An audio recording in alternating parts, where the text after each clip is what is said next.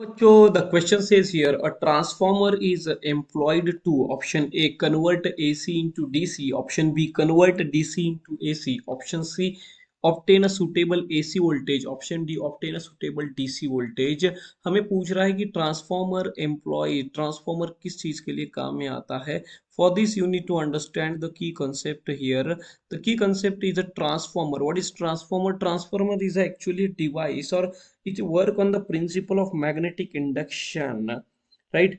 So transformer is a device which can increase or decrease the voltage. Yes, it can increase or decrease the voltage. It can increase or decrease the voltage, and it works on the which principle? It works on the principle of a magnetic induction. It means what? The transformer, it works on the principle of a magnetic induction.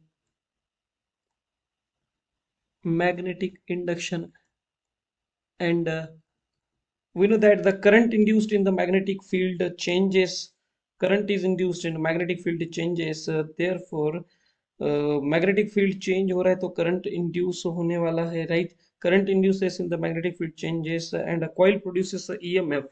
So current produce हो रहा है, इसका मतलब यहाँ पे alternating current is required for the transformer. Only alternating current, इसका मतलब है ओनली अल्टरनेटिंग करंट चाहिए। Alternating current is required for the transformer, is required for the transformer.